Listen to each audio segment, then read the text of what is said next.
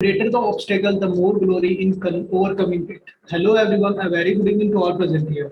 Here I am Lokendra Singh Rathod with immense pleasure and gratitude. I would like to extend my warm welcome to all present here for that international webinar on overcoming challenges of education industry post COVID-19, behalf of Seams Group. So before proceeding with this webinar, let me take a brief moment for the introduction of my organization. Teams Welfare Organization is a non-profit entity established to work in the various areas of educational, social welfare, women empowerment, skill development, and entrepreneurship, and livelihood generation, etc. SIMS Group has conducted various international conferences, seminars, workshops, and webinars in emerging technology in various parts of India and has an active network of 300 plus engineers, managers, researchers, etc. DIGISAKSHAM is also another initiative of SIMS groups and has also conducted more than 100 webinars, 10 FDPS and workshops, and 6 international conferences. So let's talk about today's webinar that is on overcoming challenges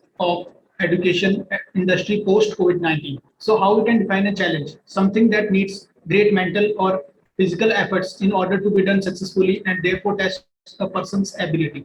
So to guide us all through this topic today, we are having Gargi Dagar ma'am as our guest speaker. Gargi Dagar ma'am have more than 3 years of experience in the field of mental health, working with daily stories, stressors, post-COVID issues and concerns, marriage and family discord, adolescents challenges, confidence issues, insomnia, and decision-making support individuals. She is associated with DAV schools and Air Force stations, Rajokari, as a counseling psychologist. She has an vision to make therapy accessible by all, irrespective of age, gender, identity, social, economic background of individuals, to make the mental health conversion as a dinner table conversation for households. Welcome. We are glad to have you here. Good evening, everyone. A very special good evening to Lokendra for opening up this session for us. Thank you so much, Lokendra, for introducing me so beautifully with the audience and connecting them with me. As we all know that during the COVID time, no matter which age group you belong to, we all spend a good amount of time learning things online. Before COVID, also things were online. There were many courses. People used to depend on YouTube learning. They used to join courses. They used to attend lives. They used to have a lot of resources online also, but it was not a compulsion. And this is something where the people or human species, when something becomes a compulsion to be done, so it just becomes really difficult for them to bear up with that thing. So when your education is made compulsory to be done online instead of following the regular method which you have seen years after years in your journey of school education or college education, so it completely became a blockage to the mind that how can I be doing it when I have never done that? Because now it has become a compulsion. It's not a choice that you wish to learn things online or not, but it's a compulsion now. And human beings are not very good with compulsions. We all know that. So to make today's session very interactive and you people can ask as many questions as you have regarding this thing, I'm not bringing up any PPT for you. I just want to make it an interactive one because it has been really long time, 2.5 years in this COVID period and doing things online and then just looking on the video and just looking on the PPT and then the speaker is explaining it to you and you are just listening to it and then we are good to go for the day. So this is not the idea for today. Everyone look up to education in different manner. Everyone had different sort of challenges during COVID. We all were not in the same journey if we talk about our education and how it was impacted during COVID and how exactly we suffered as an individual in this course of action. If you wish to become an educator in next 1 or 2 years and you feel the students whom I will be going and teaching, so how those students would be looking up to the education when for last 2 years they were just playing maybe games online during the class, or they were busy social media scrolling, or they were doing something else rather than attending the lectures online. So the education which happened this way, so how will you take over such students when you will be in the field of teaching next 1 year or 2 year? Or if you were in the same boat where you attended the classes, but because they were online, there was a lot of network buffering, there was a lot of video lagging behind, and a lot of other challenges which you faced, and you lost all your interest in learning. And now you are standing on a position where you have your entrances, where you have to submit your research paper, and you're standing on a position where you just not able to figure out how I'm supposed to go ahead from here, because during 2 years of online learning I was not able to learn properly, and now I have to do a lot of things by myself, so I'm just completely clueless. So you can be in any situation. You becoming educator for the students who were not actively participating during the online course of learning, or you were in that area where you yourself were a student. It is all on you. To my audience, I wish to know from my audience first that what do you think about this thing? Are you in which group you are? Are you someone who's trying to save your grades right now, or you are someone who would be educated in next coming months or next coming years? So what are your challenges? I want to talk about that first. Hi Ayushi. Ayushi, how are you? Hello, ma'am. I'm fine. How are you, ma'am? I'm also good. So Ayushi, I would like to know from you, so what are you currently doing in the field of education? I'm pursuing my BBA, Bachelor's in Business Administration from LPU. Okay. So as far as I'm aware, you must have completed at least 1 year or two during online learning. Actually, I did my diploma from LPU itself too, and I'm from the Okay. 2018 batch, and it is Okay. my third year of bachelor. I'm doing Okay. here this offline mode. Yeah, ma'am. Okay. So was there something which you learned online during COVID period? Yes, ma'am. Many things like it's shifted online to just like how to manage the things. We know about the softwares Mm-hmm. and the timetable, many things, ma'am. It's like Okay. something which we can't actually we are not aware. Like offline mode, you're doing practically, right? Implementations Yeah. here, or Yes. online mode, there is no interaction, but something you are learning how to like upload, how to be like recorded, you have to learn from there, many things. Yes. And somehow the student will face difficulty too, because it's Yes. not nothing like interaction, right? So Yes. on that end, something difficulty faced by student, and somehow we just adjusted and learn many more things literally. Yes. As you have experienced it yourself, that how COVID impacted the practical learning or practical exposure, so which is actually a very important factor. Because, see, we can learn a lot of things online. It is not like that nothing can be learned online. It's not like that. But feel like MBBS, feels like MD, feel like engineering, where you actually need your tools in your hand and you need to do something in order to learn something. Those things cannot be done in an online mode, no matter how much the teacher is putting the efforts and how much the student is putting the effort. That exposure is important. So that way, Ayushi, you have very nicely pointed that thing out. So now my question to you is, that way you feel that this particular thing was missing during COVID period, the practical exposure and learning.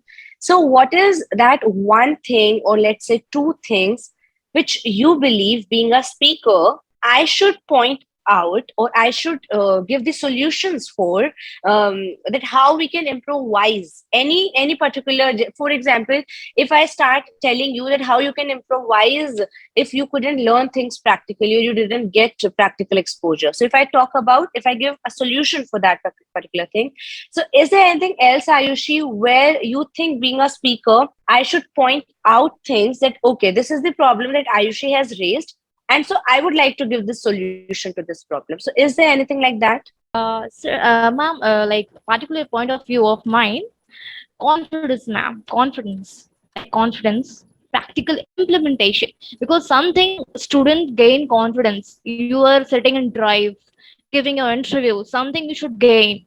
Because in like online mode also, like being an I'm student of LPU, I'm also nervous, something nervousness are there, okay? So online also, face to face, I'm talking to you. If I'll like on my video, I cannot interact with you, something nervousness will be there. So Yes. this is also.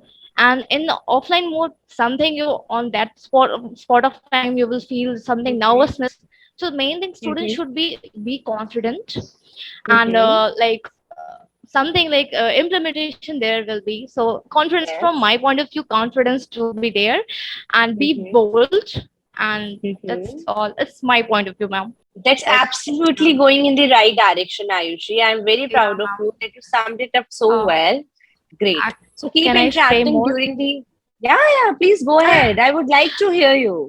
Yeah, ma'am. Actually, from my I want to gain actually confidence. Like my weakness Yes. point is now while giving interviews or Mm-hmm. while sitting anywhere. Mm-hmm. Now, like after joining SEMS, I Mm-hmm. literally say I'm feeling proud while doing this Yes. internship. While doing, I'll just gain more confidence. Before that, now, ma'am, I was like too nervous. I'm not able to sit front of anybody and I speak a bit also.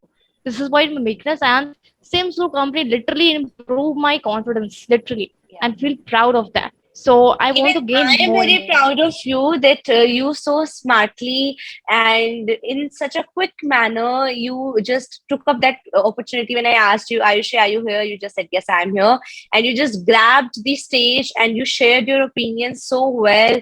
First, you talked about how people are impacted because of COVID education, and then you Yeah. shifted the whole idea that how you are impacted at the personal level and how you Mm. wish to gain a lot of Uh, confidence. And then you even shared that you have started working towards that thing also. It's very beautiful. Go ahead, yeah. Ayushi. And second thing, ma'am, the most second very common thing in online mode, you are still sitting position and you are doing the work. Even you also experience while sitting your own status position and you are doing the work.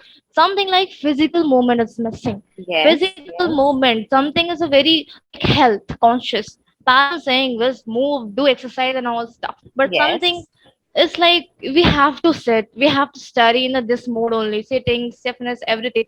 So it's yes. health impact also. And students need to be healthy, fresh minded Mm-hmm. while grabbing Mm-hmm. more knowledge. While you're doing Yes, study, you should be very healthy by your mind and by your body. It's very important for students. absolutely, So absolutely. two things very impacted to the student life. So Mm-hmm. being a student, I feel these things. Actually, I'm Mm-hmm. like suffering for my health issues. I'm doing something Ayurvedic also. So this is Mm-hmm. literally impact in my life. And now I Okay. coming to hostel. Like coming to hostel settle. Everything like exercise, everything walking kilometers, slowly setting down. So I feel now okay. Something literally impacted very badly, but after coming help you, I think it's something improving little bit. So two Mm-hmm. things I felt in this. Very nice, Ayushi. Very nice. Thank you so much for making such a great contribution of your knowledge in today's session. And okay, Thank so you, now ma'am. everyone knows. Okay, Ayushi. Okay, so now everyone knows the drill. The way Ayushi shared her opinion. So this session would be a fruitful session for Ayushi if I will share my opinion that how Ayushi can make things better for herself. She's already doing it. She's already working for herself. That's very good.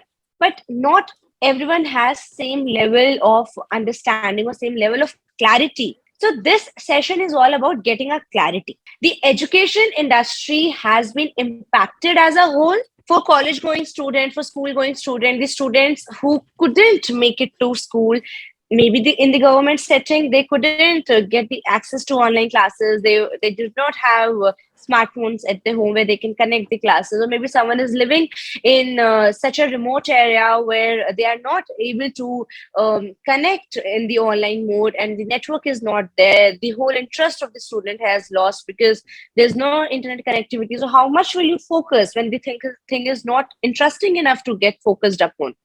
So education industry as a whole has been impacted. We all know that internet is all flooded with the content which talks about how this has been impacted. Let's try to gain our confidence back, because being a student or being someone who would enter the industry soon to earn, to become an educator, to become an influencer, so I do not want anyone to suffer with the confidence issue just because of for such a long period of time you are sitting on this side of the camera or your smartphone and you just unmuted yourself to say yes ma'am, no ma'am, samajh aa gaya ma'am, and you just muted yourself because this is not confidence.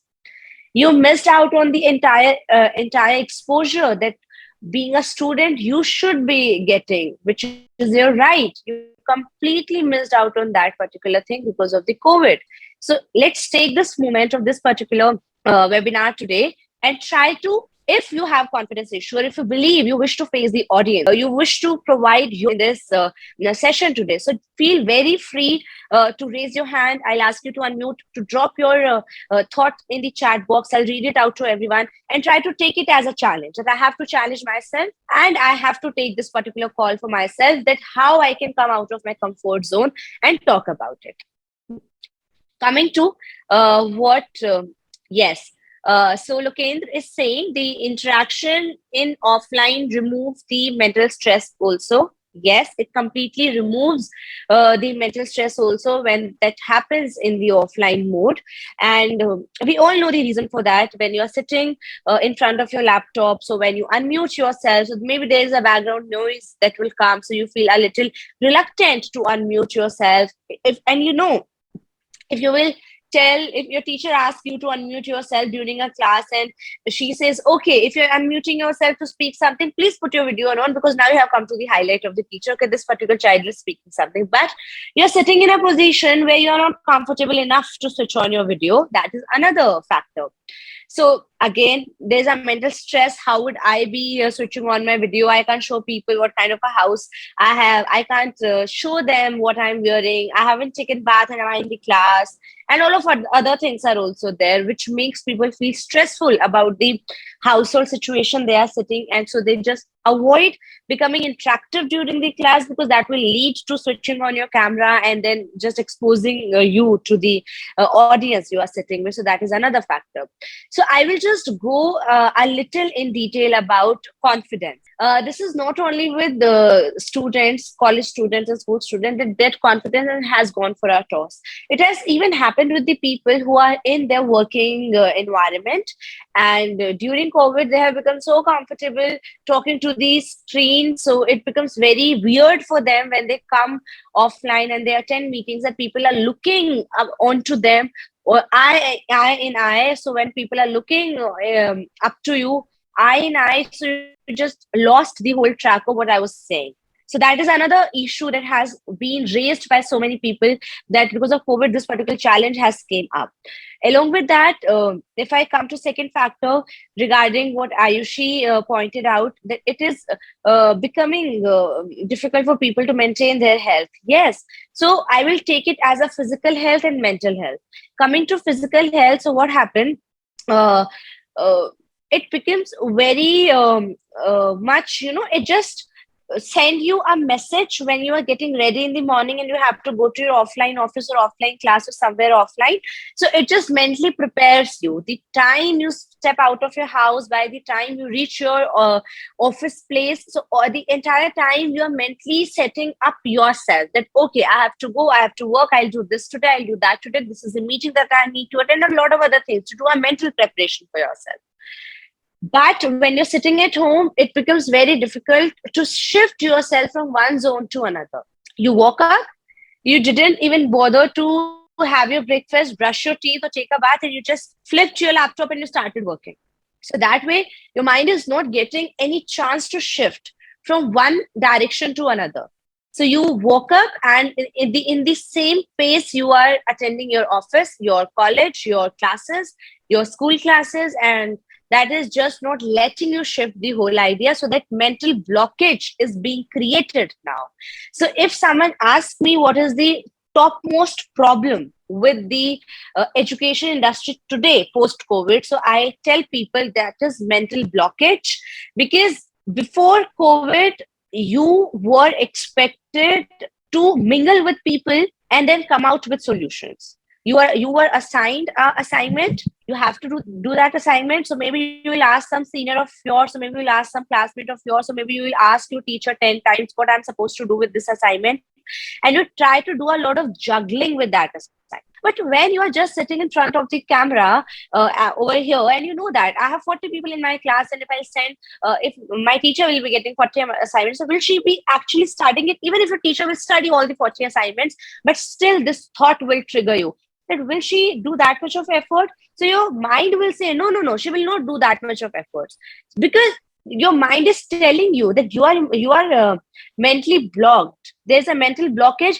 Why you need to put that much of effort? So maybe you'll just prefer cutting and copying and pasting things, and you just upload it somewhere, and you're good to go with it. But this attitude you do not show to the offline classes. You are more aware about yourself in that manner, that if I will submit this, so there will be 39 other classmates of mine who will be witnessing this assignment, and I do not want to be laughed upon. I do not want others to make fun of me based on what kind of assignment did I write. And a lot of other things also happen. So education industry got the major impact because there is a mental blockage, and no matter which age group you are in, starting from pre-nursery to nursery up to your PhD, your master's, your graduation, there's a mental blockage that do not allow you to come out of your comfort zone, because that shifting of mind has completely been blocked. Entirely you are in that house environment, your home environment, that homely feeling. So that homely feeling doesn't allow you to grow in the perspective of how my assignment should look like, how my PPT should look like, how I should be interacting with people on the online classes also. Then there is no certainty that for how long this thing is going to happen that way. Is it only 6 months, 1 year, 2 year? When there is no certainty, so I do not want to put a lot of efforts. So I just feel, okay, this is about this particular semester only. No, so let it be. I don't want to give my whole attention to this. Anyway, I have to go to college from next semester only. COVID is getting settled down. Next semester, I will be in college. Will I be able to have this much of fun? No, I will not be getting this much of chances to have fun. So let me have fun in this semester. I don't want to give a damn about what is happening in the online classes. I still have 1 year and 2 semesters to save my grades. Then I'll put all the efforts. But suddenly something happened. Your next semester starts, and again that is an online semester, and then again you are tossed. Okay, now what I'm going to do? So all of these things have created a trouble for people, which has impacted their mental health in a very, very, very strong manner. There is no certainty that up to which point my education would take place in this particular manner. So that uncertainty made you lose all your confidence. That uncertainty played out with your mental stability, and that thing has impacted you drastically at your mental level, because you were not told by anyone that up to this mark you have to be in this online mode so that you can plan your things better. And then when your mental blockage is there, and you're not mentally feeling active, so that will automatically make you physically inactive too.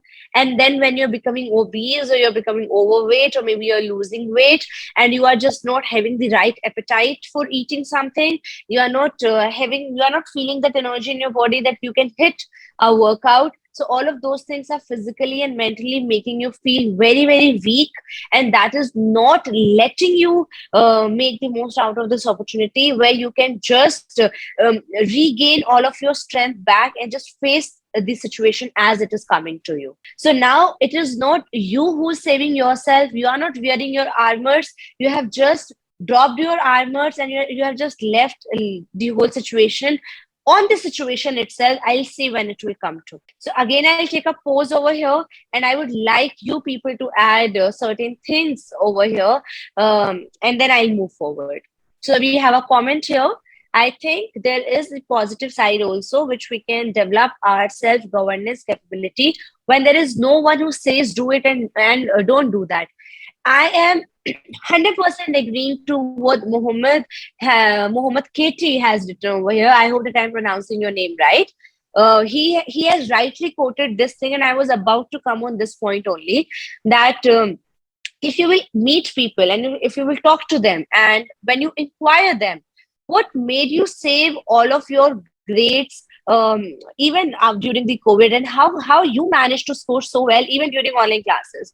So people will very smoothly tell you that when we used to go to offline classes, it was us who used to study to get this course. So even in the online classes also, it's us who study and get this course. No, whether it is offline classes or it is online classes, it is only you who has to take the whole responsibility of educating yourself, because at the end of the day, without self-study, you cannot score good marks.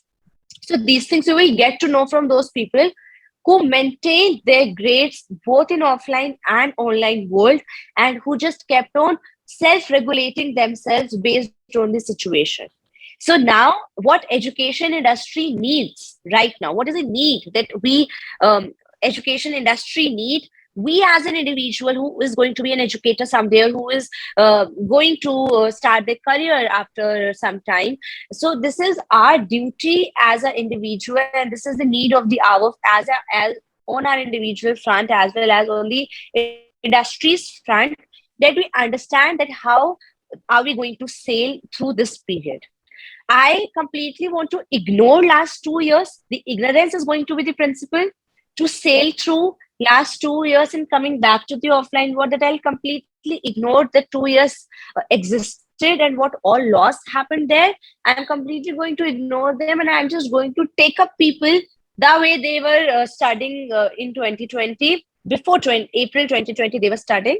So do I want to take people as it is? Okay, these 2 years didn't happen. Let's ignore them. The way people used to study before 2020 up to March 2020, I will just think after March 2020, all of a sudden July 2022 came, and I'll start teaching them in the same pattern. And I'm going to ignore that beach mein bhi kuch hua tha. I completely ignore last 2 years. Or being a learner yourself, you also want to do the same thing, that I'll ignore that 2 years existed. The way I used to study in March 2020, I will study in the same manner in July 2022.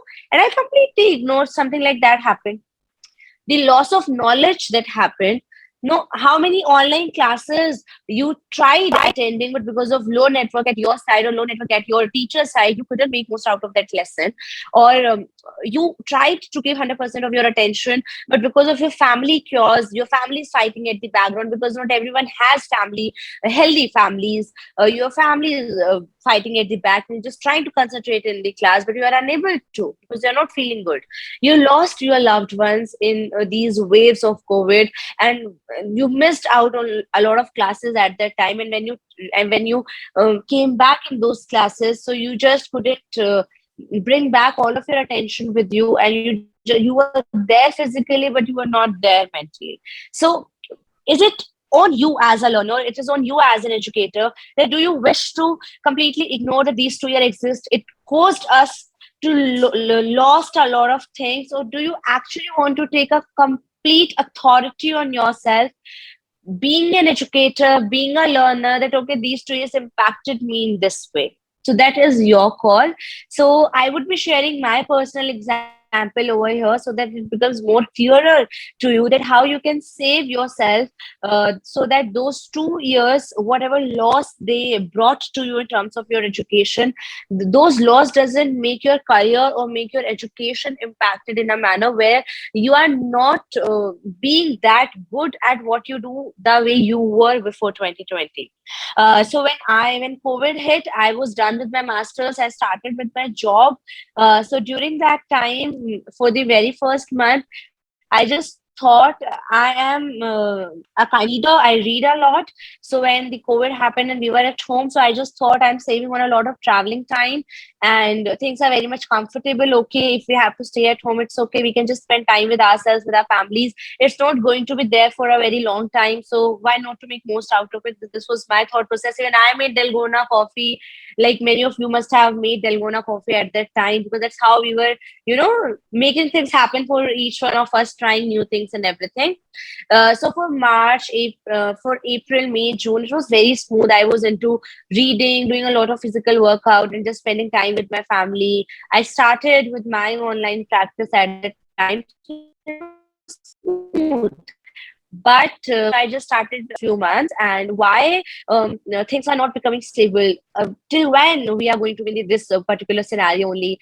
And now I have read a lot, now I have done a lot, but now it's time to go out in the world and interact with them and understand whether your learning is going in the right direction or not. Even if I'm learning, I'm gaining knowledge, but for few days I kept on feeling, whatever I'm educating myself with, is it going to be worth it after COVID is gone? These kind of questions I started asking myself, because I don't know how the outer world is changing, because COVID is not leaving things in the same manner. So is it even right, whatever I'm learning? And even if I'm spending time learning all of these things, so post-COVID, will all of these things be coming in my mind, and I started becoming very anxious that why this is not ending, why we are stuck in this thing only. I don't know whether my efforts are going in the right direction or not, and a lot of other things also. After that, okay, slowly and gradually, towards the December, we started interacting with people offline also. We had a lot of commute open, so we can go out, we can interact with people. There were job opportunities coming back, and people were hiring again. So in February, I joined offline working. So when I went to a school, I used to go to government school at that time, being a counselor.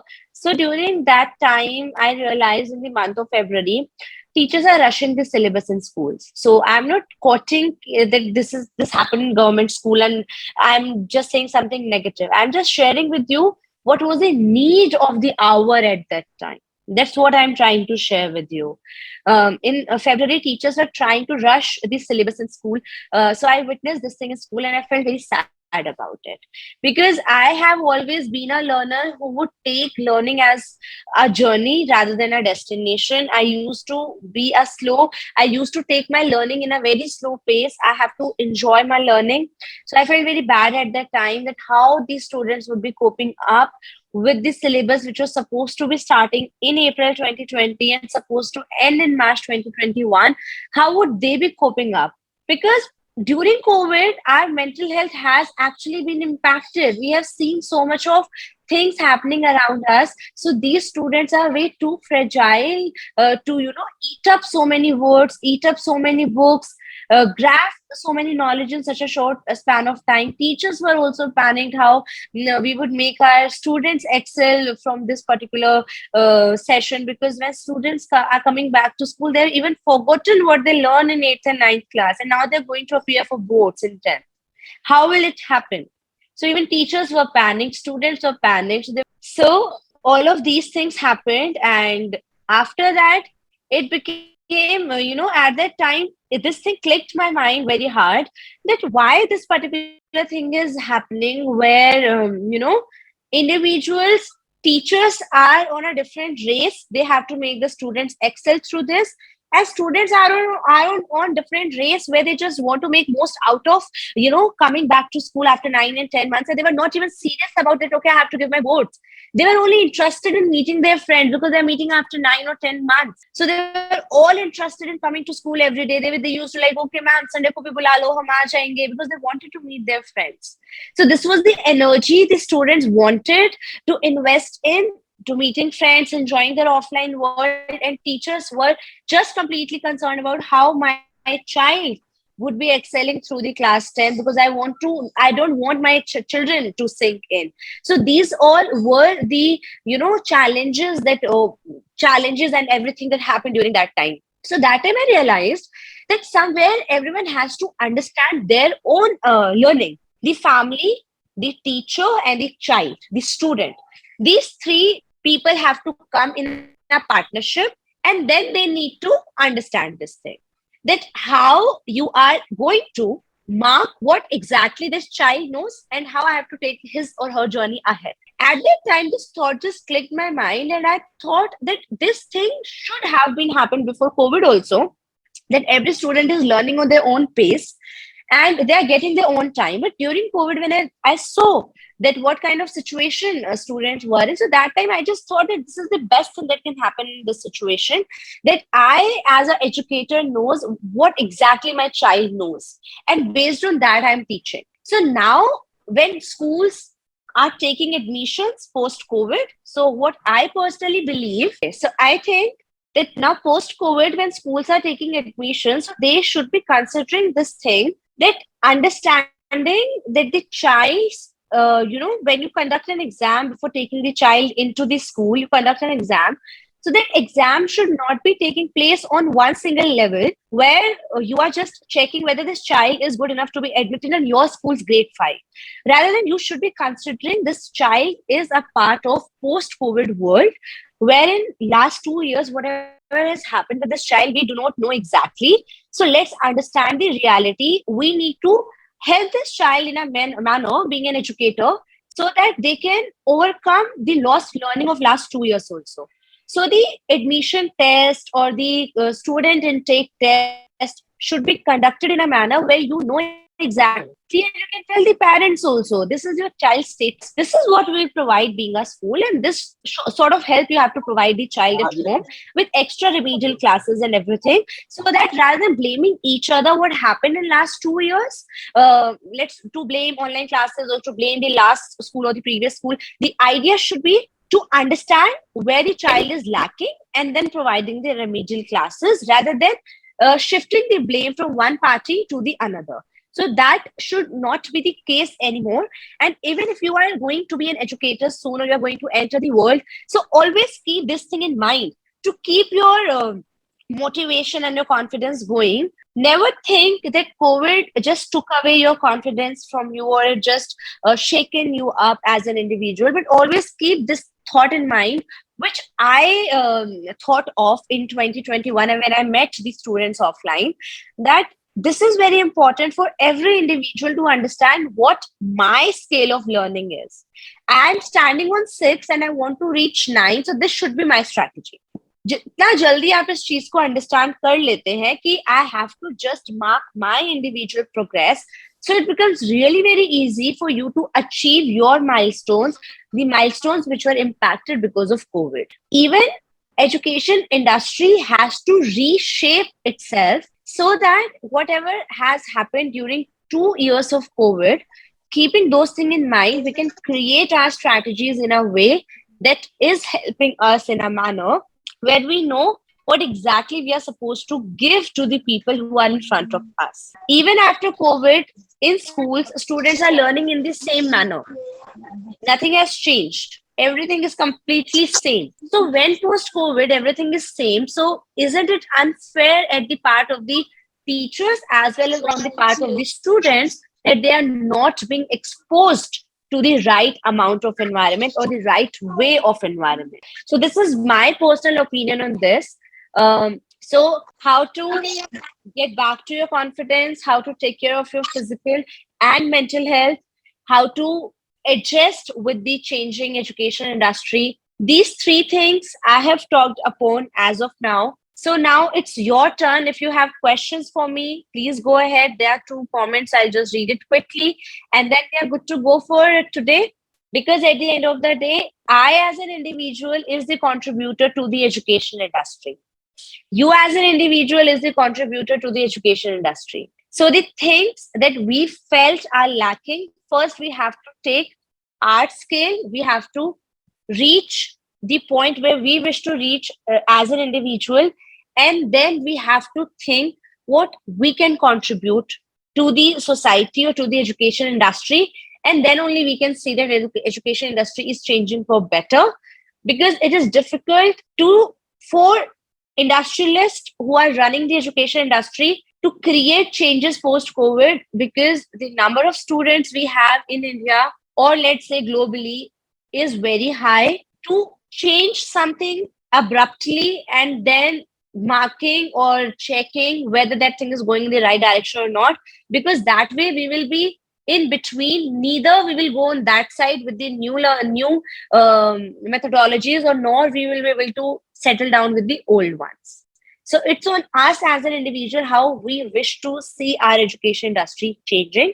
So I'll just put rest to my thoughts over here and I'll just go through the comments. And now this platform is all open to you guys and you can start asking your question. Unfortunately, despite best efforts to set up a supportive remote learning experience, evidence is emerging to show that school closures have resulted in actual learning losses. Absolutely. Because again, the way I have pointed it out, not everyone is comfortable to switch on their mic or switch on their camera to become interactive. And school is that space and that social circle of any student who just saves them from any sort of family issues that they can leave behind, come meet their social circle and make the education or their learning happen.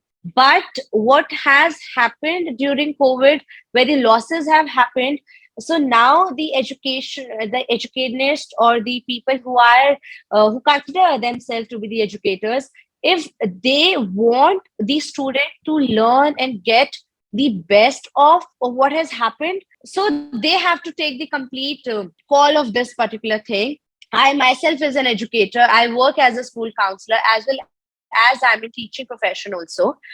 So I personally take care of this thing, that I always tell this thing to every teacher. I imply this thing on myself also, that whenever you wish to see what my child needs post COVID, I compare my child's progress report before COVID. In March 2020, COVID happened. My child gave 10th grade exams at that time. I should not be taking example of 10th grade, because in that year, sorry, in 2021, yeah, in 2021, exams got cancelled.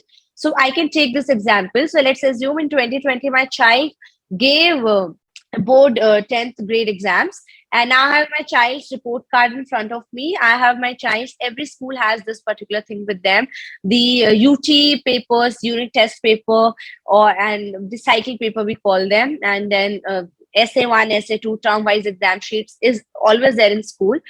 So you just go through the report card, and if you think there has been a drastic change between two report cards of 2020, in March 2020 is report card, and the report card of March 2022, there's a drastic change, and you want to have a closure look on your child. So just ask your examination cell to take out the answer sheets, compare what happened with the child. Have they lost interest, that they were not interested in writing the answer, they left the answers blank, or they just thought that they do not know the answer, or they wrote everything but they were writing the answers out of the context, and what has been the issue. So when you compare these two sheets of 2020 and 2022, you understand where your child stands, and accordingly you counsel your child, you counsel the family. Counseling doesn't come from a counseling psychologist only. Every educator has to keep a warm in themselves to be a counselor to the child and to the parents, that how we can just try to reshape our child in a manner where we can bring in the progress. So when in April 2022 students started coming offline, so I told every parent to take UT1 very, very seriously, which happens in the month of May. I told them take these UT very, very seriously, because after May 2022, UT1 summer breaks will approach. And if you believe your child has drastically fallen down on the performance scale in UT1, then I will tell you the strategy. The teachers will share the strategies with you, that how you're going to utilize the summer break to start building up the child's interest back, to make the child feel comfortable with the offline learning again, to help them overcome the challenges that they faced in the online learning. And whatever has happened, UT1 would be a reflection board, that where my child stands, and accordingly we will make progress scale for every child, that how they are going to make progress during the summer break. We have around 30 to 40 days in our hand, and if we try to build a habit in our child, so we would be smartly able to do something. So for this summer break, let's decrease the amount of holidays homework that we are giving to the child, and increase the support toward the child, where we can improvise them on the places where they are lacking certain things. So this is how I made things work out from my school. This is how this is the thing that I taught to parents who come to me for counseling. So this way, whenever you are stuck in with such kind of issues, like education industry is stuck in now and other issues, so you have to look for the solutions. The time has gone, we cannot bring that time back, we cannot put in the additional support in those 2 years. But now how do I want to go ahead from here? That planning is important. If I plan smartly, I'll get results. So when when the children are coming back after summer break, so again we have a UT2 in schools. So in every school it takes place. So now that will be again a progress marking report for me. I'll compare UT1 and UT2 where my child stands, and then accordingly I'll have a word with my parents that this is what you are supposed to do now, so that in term one we can again mark the process. So this is how you slowly and gradually make progress with the child, rather than blaming anyone, system, school, children, teachers, parents. Rather than blaming everyone, we are looking up to the problem and then we are figuring out the solutions. So that's my style of dealing with the thing. So thank you, ma'am, for sharing your great ideas and information in front of us. And thank you so much for making this session a big success. The webinar was really very amazing. I would like to give a hearty vote of thanks to you, ma'am, for gracing today's webinar. Your presence and voice word had to magnify our cause in the best possible ways. I hope all the participants learned a lot. Thank you so much, Loken. Thank you so much, everyone, for taking out time for me and coming to this webinar. I'm still open for further suggestions or further feedbacks from your end. And stay in touch. Let's learn together. And now I'll take your leave and see you soon. Bye.